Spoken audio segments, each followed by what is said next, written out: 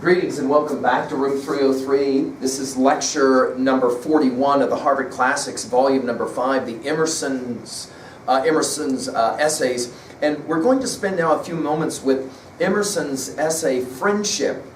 This may be one of Emerson's most personal and yet challenging, shocking, we might even say, essays, especially at the conclusion of this essay.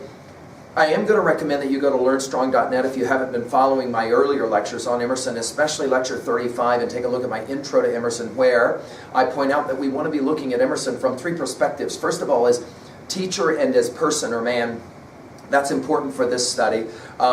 Emerson as philosopher, idealist, transcendentalist, even though he didn't really like that term very much. And then finally, Emerson as artist and creator. That's that to-be stuff when we look at our reading theory. Just to remind, our learning theory in 303 suggests that we're always trying to connect new information to old information. In other words, about this essay, we want to challenge ourselves to ask, does anything that Emerson is saying about friendship apply to my own friendships and the way I think about friends? Just to remind our levels of reading, level 1, what does the text say? Level 2, what does the text mean? We subdivide that into 2A, themes, messages, 2B, rhetoric, of course, not what Emerson says, but how he says it. And then finally, level 3, how can I relate to this text? 3A, relate to other texts as well as to myself. And then finally, 3B, how do I relate this to me personally? Some background information here that's important for your notes. Published in 1841, this one, in fact, has a poem that often will precede it about friendship. I won't read that because we're just going to get into the essay itself. Emerson, in many ways, scholars have pointed out, was probably defined by his friendships, even though at times he wanted to carry that attitude of self-reliance and don't tell me what to do and I've got to be my own person to an extreme. And we'll even see this at the conclusion of this essay, where it's almost like he doesn't want to be defined by his friendships, even though he recognizes he probably was. Now, in terms of background information, as we've said in earlier lectures, Emerson will work off the assumption there's things that we kind of know. Like, for example, he works off the assumption that you know Plato's Symposium. It's never actually mentioned, but he will reference it or allude to it several times in this essay. Plato's Symposium, and especially that word picture about love. Before you're born, your soul is a perfect sphere. It's severed in half. Like magnets, it goes into two different people, you and the one that is you're searching for, your soul mate. And when those two souls come together, they become one. This is an idea that Emerson's going to play with. These ideas on friendship will be controversial for its day, no question, and I think still today will remain somewhat controversial. The primary questions of Emerson's friendship essay is really two parts. One, who am I? And then two, who are we once an I and another I, as in you and me, come together to decide to be friends? In other words, what is friendship itself? Well, let's turn now to the essay itself. And more than normal, this is an essay that I am going to want to read just simply because it's so compelling. I mean, there are many people who qualify this as their favorite Emerson essay. Again, I think because some of it is so personal. The first line of paragraph number 1, and by the way, we've got the paragraphs here, 25 paragraphs. I recommend that you number these in your copy so that way you can reference it with me. He begins by saying, we have a great deal more kindness than is ever spoken. And he finishes that paragraph by saying, the heart knoweth. In paragraph number 2, he talks about the sweetness of life is defined in its relationships. In paragraph 3, he makes the observation that love makes the artist, the muse, such an important part of one's life. He mentions a new stranger coming to visit can elicit all kinds of excitement for us, but it quickly ends. And the point that he wants to make here already is that friendships have to develop over time. He'll say later that we don't choose friends, they choose us, that kind of idea. And then we're going to have, in paragraph number 4, we're going to have this symposium that's already starting to be introduced. Let the soul be assured that somewhere in the universe it should rejoin its friend, and it would be content and cheerful alone for 1,000 years. Now, to go back to an earlier lecture, we commented on the importance of Plato's theory of the forms for Emerson. That 2 boxes that we put on our whiteboard, go back to earlier lectures when we talk about this. Emerson is going to argue that there's 2 kinds of friendship. There's the friendship of the first box, which is just going to be what we might call association, right? And then there's the friendship of the second box, which is the joining of souls together. And of course, for Emerson, that's going to be a far more important kind of joining. In paragraph number 5, he says it, I woke this morning with devout thanksgiving for my friends, the old and the new. Shall I not call God the beautiful, who daily showeth himself so to me in his gifts? I chide society, I embrace solitude, and yet I am not so ungrateful as not to see the wise, the lovely, and the noble-minded as from time to time they pass my gate. Now, let's put this in your notes, because this is fundamental to understanding Emerson, both as man and teacher, as well as philosophically. He is a loner. He is in many ways wanting to be kind of an individual who enjoys solitude, but respects and appreciates the importance of being with others. So there's this like tension sometimes that we're going to see in his stuff. He will say it this way: my friends have come to me unsought. The great God gave them to me by oldest right, by the divine affinity of virtue with itself. I find them, or rather not I, but the deity in me and in them both deride and cancel the thick walls of individual character, relation, age, sex, circumstance at which he usually connives, and now makes many one. High thanks I owe you, excellent lovers, who carry out the world for me to new and noble depths, and enlarge the meaning of all my thoughts. These are not stark and stiffened persons, but the newborn poetry of God, poetry without stop, hymn, ode, and epic, poetry still flowing, and yet not caked in dead books with annotation and grammar. We'll laugh about that, obviously. But Apollo and the Muses chanting still. Will these two separate things for me again, or some of them? I know not, but I fear it not, for my relation to them is so pure that we hold by simple affinity, and the genius of my life being thus social, the same affinity will exert its energy, an important word obviously for Emerson, on whomsoever it as noble as these men and women, where I may be. He continues, paragraph 6, I confess to an extreme tenderness of nature at this point. It's almost dangerous to me to crush the sweet poison of misused wine, of the affections. A new person is to me always a great event, and hinders me from sleep. Well, in paragraph 7, he even says it. Friendship, he says, is almost too good to be believed. He says it this way: it is not that the soul parts. It is not that the soul puts forth friends as the tree puts forth leaves, and presently, by the germination of new buds, extrudes the old leaf. In other words, think about it. He says it's a great word picture, right? Ruthie's tree comes to mind as our exemplar. Friendships are kind of like what trees do with leaves. They sprout the leaves, they lose the leaves, and then new ones come. Of course, Emerson is obviously writing some of this to try to come to terms with the fact that some of his friends are now gone, maybe to death, maybe other reasons, and he's got to live with that. Paragraph number 8, he says it at the conclusion of paragraph 7 and then in 8. Thus, every man passes in his life in the search after friendship. And if he should record his true sentiment, he might write a letter like this to each new candidate for his love. And this is an interesting letter he would write, paragraph 8, letter he would write to a potential friend. Dear friend, if I was sure of thee, sure of thy capacity, sure to match my mood with thine, I should never think again of trifles in relation to thy comings and goings. I am not very wise. My moods are quite attainable, and I respect thy genius. It is to me as yet unfathomed. As yet dare I not presume in thee a perfect intelligence of me, and so thou art to me a delicious torment, thine ever or never. Well, that's an interesting way to say it. A friend is a delicious torment. There's a tension, in other words, that we're going to see in this that makes this a kind of controversial essay on friendship. We love to be with our profound friends, our deep friends, but we also, when we're with them, sometimes have this need for our own solitude. There's a tension there, a delicious, he calls it, torment. Paragraph number 9, he talks about why friendships end. He says, our friendships hurry to short and poor conclusions because we have made them a texture of wine and dreams instead of the tough fiber of the human heart. The laws of friendship are great, austere, and eternal, of one web with the laws of nature and of morals. But we have aimed at a swift and petty benefit to suck a sudden sweetness. In other words, the point that he wants to make here is we begin our friendships far too quickly, and therefore they end too quickly. They burn out, if you will, too quickly.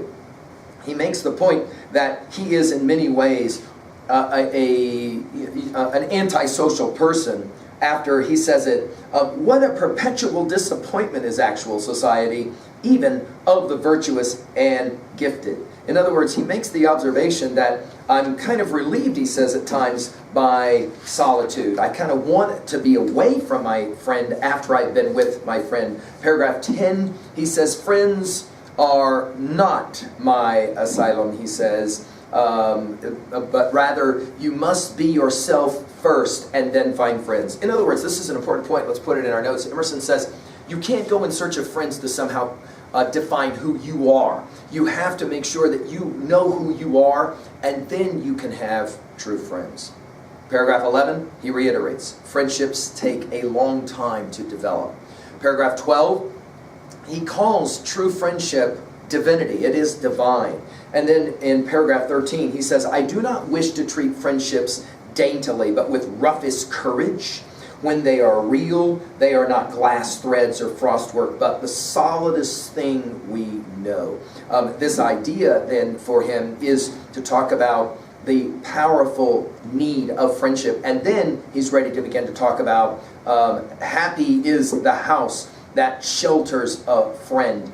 He says it in paragraph 13. It's a long paragraph.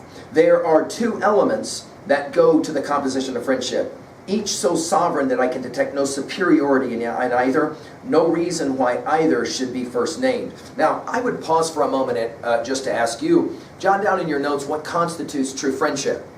A lot has been written on this, of course, but for you, what constitutes true friendship? If you could reduce it down to common element, basic element, what would that be for you? One or two things. For Emerson, it's going to be two things, and then we'll get to it to talk about it. The first one is going to be truth. The second one is going to be what he calls tenderness. That is to say, what we might call kindness or compassion. Let's look at both of them. First of all, he says, one is truth. A person is a person with whom I may be, a friend is a person with whom I may be sincere. Before him I may think aloud. In other words, some have said, they agree, this is kind of like a friend is able to allow me to say what I want to say and to be who I want to be. He says it, I knew a man who under a certain religious frenzy cast off this drapery and omitting all compliment and commonplace, spoke to the conscience of every person he encountered, and that with great insight and beauty. We read this short story called Like the Sun, right? In other words, he knew somebody who decided, I'm going to just speak the truth no matter what. And at first, he says, it didn't work out very well for him, but pretty soon people began to respect him for just telling the truth, right? Paragraph number 13 ends with, but a friend is a sane man who exercises not my ingenuity, but me. My friend gives me entertainment without requiring me to stoop or to lisp or to mask myself. In other words, I can be myself with a friend. A friend, therefore, is a sort of paradox in nature. I, who am alone, I, who alone am, I, who see nothing in nature whose existence I can affirm with equal evidence to my own, behold now the semblance of my being in all its height, variety, and curiosity, reiterated in a foreign form, so that a friend may well be reckoned the masterpiece of nature. It's a fine line. It says, when you meet someone that becomes a deep friend for you, it's almost like nature is holding up the mirror, and then you can see somewhat of yourself. Paragraph 14, the second element of friendship, tenderness. Acceptance of all other people is a way that he will talk about it. He says, I hate the prostitution of the name of friendship to signify modish and worldly alliances. I much prefer the company of plowboys and tent peddlers to the silken and perfumed amenity which only celebrates its days of encounter by a frivolous display, by rides in a curricle and diners in the best taverns. In other words, friends, he says, I don't want friends where I have to show off with them in public. I much prefer people who are down to earth, normal, real. We think immediately of Whitman's stuff, don't we, when we read this. He continues about friendship in paragraph 14. It is for aid and comfort through all the relations and passages of life and death. It's fit for serene days graceful gifts, country rambles, but also for rough roads and hard fare, shipwreck, poverty, and persecution. It keeps company with the sallies of the wit and the trances of religion. We are to dignify to each other the daily needs and offices of man's life and embellish it by courage, wisdom, and unity. It should never fall into something usual and settled, but should be alert and inventive and add rhyme and reason to what was drudgery. In other words, true friends never get bored of each other. But Emerson's going to point out one of the ways that you keep friendships dynamic and active is to not to be together too much. That being together too much can begin to kind of change a lot of that. Paragraph 15, he says it. This will not shock us. Don't have a lot of friends. One-to-one will be his observation. Right? I find this law of one-to-one premonitory for conversation, which is the practice and consummation of friendship. Let's go ahead and put it in your notes. This is an important idea. He says, hey, good friendship always leads to good conversation. But he says that the few is much better, right? Do not mix waters too much. The best mix as ill as good and bad. You shall have very useful and cheering discourse at several times with two several men, but let all three of you come together, and you shall not have one new and hearty word. In other words, he's going to argue three cannot take part in a conversation that would be the conversation of friends. Now, this may be one of those ideas that you're going to contest. No, I disagree totally. Three people can definitely all be friends and have really good conversation. Finally, he says it. Now this convention, which good sense demands, destroys the high freedom of great conversation, which requires an absolute running of two souls into one. We're back again to Plato's Symposium. Paragraph 16, he talks about the joy of conversation. Again, I wish I could read all of this, but I don't have the time. Conversation is for Emerson the core of friendship because it's the ability to exchange the important ideas that matter. In paragraph 17, he will say it out loud he says it this way: to be capable, that high office requires great and sublime parts. There must be very two before there can be very one. Let it be an alliance of two large, formidable natures, mutually beheld, mutually feared, before yet they recognize the deep identity which, beneath these disparities, unites them. Jot down in your notes at 3B, can you, either from your own biography or you've witnessed it in somebody else, are you familiar with two people who become the best of friends who actually started out really enemies? They didn't like each other at all. They were powerful. They were dominant, if you will, kind of personalities. And yet, what do you know, right? They came together. In paragraph 18, he continues, he only is fit for this society who is magnanimous, willing to give, right? Generous. He must be so to know its law. He must be one who is sure that greatness and goodness are always economy. He must be one who is not swift to intermeddle with his fortunes. Let him not dare to intermeddle with this. Leave to the diamond its ages to grow, nor expect to accelerate the births of the eternal. In other words, don't push the friendship. Allow the friendship to evolve. Friendship demands a religious treatment. In other words, a sacred treatment. We must not be willful. We must not provide. We talk of choosing our friends, but friends are self-elected. Reverence is a great part of it. Treat your friend as a spectacle. In other words, you don't go out and start finding someone to be a friend, but rather friends have this magnetic kind of ability to come to you.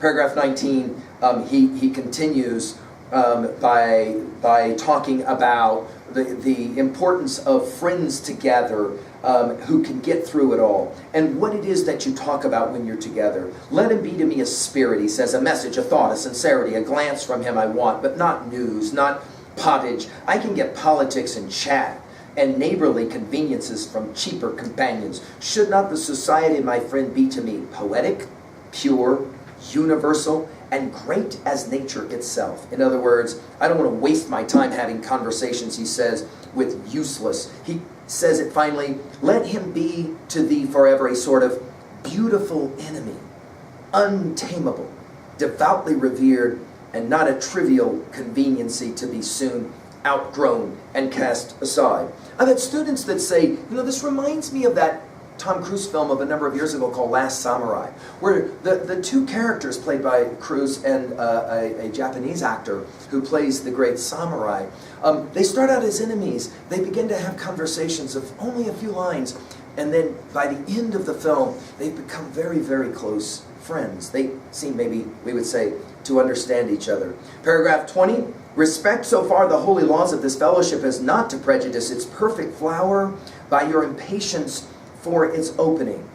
We must be our own before we can be another's.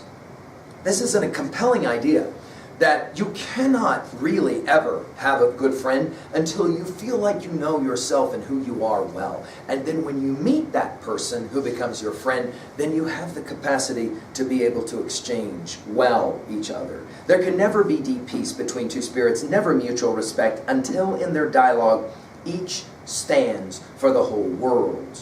Well, that's a pretty grand assessment of what it takes to have true friendship. But I think what Emerson is saying is you have to be self-reliant, as he talked about in an earlier lecture we talked about. You have to be able to feel that you know who you are before you can begin to actually share that who you are with another person.